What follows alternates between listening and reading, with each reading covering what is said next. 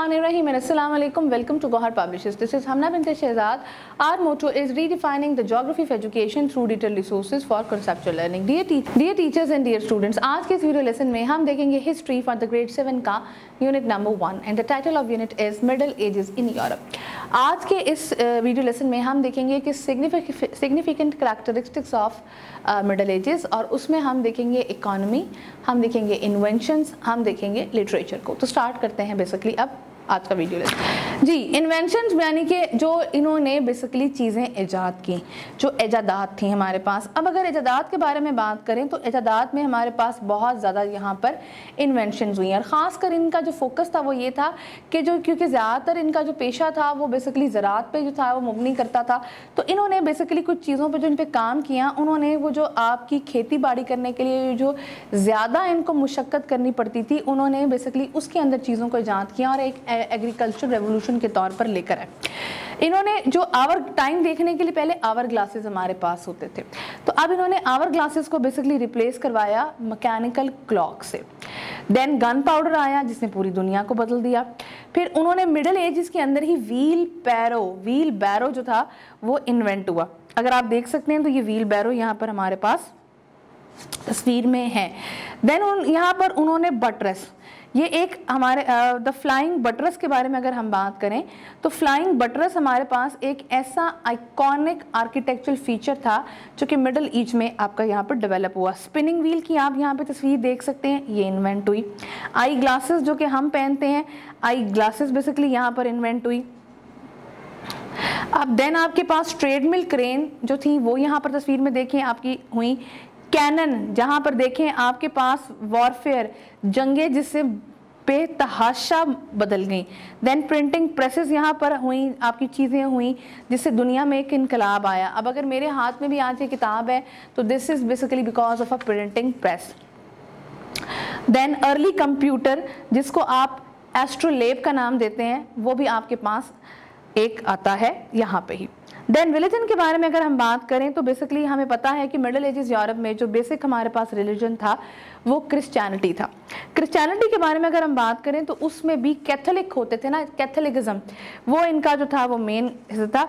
इसमें बेसिकली हर तरीके के लोग जो आपके पास पीजेंट्स, आपके जितने भी लोग थे, आपके बेशक वो लॉर्ड है, पीजेंट है, फ्यूडल है, सबका जो मजहब होता था वो बेसिकली यही होता था। यही वजह थी कि लोग यहाँ पर चर्च को, बिशप्स को या जो भी हेड ऑफ चर्चेज होते थे उनको मानते थे, और गवर्नमेंट के बहुत सारे जो फंक्शंस थे काफ़ी अरसे तक वो चर्चेज में ही होते। गवर्नमेंट के फंक्शन से मुराद है गवर्नमेंट के जो रोल्स होते थे, गवर्नमेंट की जो जिम्मेदारियां होती थी वो काफ़ी हद तक यहाँ पर चर्च में ही होती थी। चर्च ही था जो कि टैक्स कलेक्ट करता था और लोगों को जो था आगे लोग कन्फेशन करते थे। इसके अलावा जो चर्च ही था जो लोगों को, जो मुजरिम होते थे उनको सज़ा देता था। चर्च ही बिल्डिंग्स ही थी जो कि अस्पतालों के तौर पर या सिराए, मतलब जो अगर लोग बीमार हैं तो उनके लिए अस्पताल के तौर पर भी इस्तेमाल होती थी, या कोई मुसाफिर आए हैं और वो सिराए के तौर पर कहीं रहना चाहते हैं तो चर्च की बिल्डिंग थी जिसको सिराए के तौर पर भी इस्तेमाल कर दिया करता था। इसके अलावा पैदाइश, शादी, और इसके अलावा अगर किसी की खुदा ना खास्ता मौत, जारी बात है मौत बरहक है, मौत हो जाती थी तो उसकी भी सारे इंतज़ाम जो होते थे वो चर्च की एडमिनिस्ट्रेशन के अंदर ही होते थे।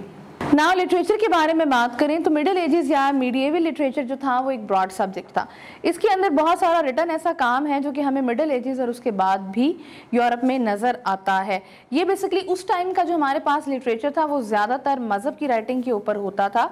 इसके अलावा मज़हब की जो किताबें थी, रिलीजियस बुक्स जो थी, उसके अलावा कुछ नॉन रिलीजियस बुक्स भी थी जो कि उस वक़्त लिखी गई थी। उस वक़्त की जो फेमस लिटरेचर की बुक्स हैं वो मैं आपको कुछ बता देती हूँ। आप स्क्रीन पे देख सकते हैं Canterbury tales by Geoffrey शॉसर।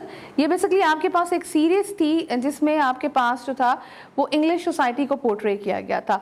Then सेडिमंस hymn, ये अपने वक्त की एक मशहूर हाइम थी जो कि उस वक्त के एक आपके पास जो एक मॉन्ग था उसने रिकॉर्ड करवाई थी, और अब तक की ये इंग्लिश लिटरेचर में मिलने वाली सबसे पुरानी हाइम है। हाइम बेसिकली कहते हैं जिस नज़म में आप बेसिकली आप जो भी रिलीजन है उसमें आप अल्लाह ताला की जो है वो तारीफ़ को बयान करते हो। द डिवाइन कॉमेडी बेसिकली डांट एलेग्री ने लिखी हुई थी, और ये बेसिकली जो है कंसीडर किया जाता है ग्रेटेस्ट वर्क, आपके लिटरेचर की दुनिया में एक ग्रेटेस्ट वर्क के तौर पर। ये बेसिकली इसमें बताया गया था कि बेसिकली आफ्टर लाइफ का कॉन्सेप्ट क्या होता है।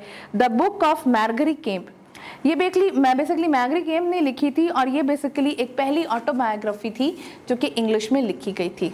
Next one is Ecclesiastical History of the English People by Venerable Bede।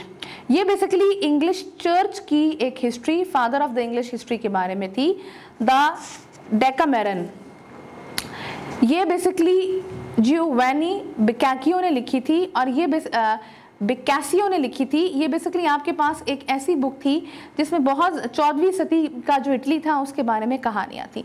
Then travels of Marco Polo, ये बेसिकली मार्को पोलो के जो ट्रेवल थे ईस्ट, आप खास तौर पर आपका फार ईस्ट और चाइना के। देन ली मॉट ड अर्थर, ये थॉमस मैलरी की एक बुक थी जिसमें बेसिकली लेजेंडरी किंग अर्थर के बारे में बताया गया था। पायरस प्लोमैन, ये विलियम लैंगलैंड की एक आपके पास किताब थी जिसमें बहुत ज़्यादा, ये बेसिकली एक पोइम थी जिसमें बताया गया था कि एक ऐसे आदमी के बारे में जो कि बेसिकली एक क्रिश्चियन लाइफ की, ट्रू क्रिश्चियन लाइफ की तलाश में होता है। देन बात करते हैं इकोनॉमी में। इकॉनमी, जैसे कि हम सब जानते हैं कि मिडिल एजेस में जो इकॉनमी थी उसका जो मेन कह लें कि जरिया था वो आपके पास था ज़राअत। लेकिन जैसे जैसे वक्त गुजरता गया तिजारत और साथ साथ इंडस्ट्री ने भी अपनी जगह बना ली और उसकी तादाद भी बढ़ती गई और आपके पास ताजर भी बढ़ते गए। ठीक है, आपके पास जो बेसिक इकोनॉमिक यूनिट था जैसे कि हम सब पढ़ चुके हुए हैं वो हमारे पास मैनोर ही था। फीजेंट्स जो थे वो बेसिकली वहाँ वहीं पैदा होते थे, वहीं काम करते थे अपनी ज़िंदगी। उनके वो एक किस्म की वो लिटरली वहाँ के जो स्लेव्स होते थे वो अपनी जो ज़मीन थी वो अपनी मर्ज़ी के ख़िलाफ़ और अपने मालिक की मर्ज़ी के ख़िलाफ़ किसी को दे भी नहीं सकते थे।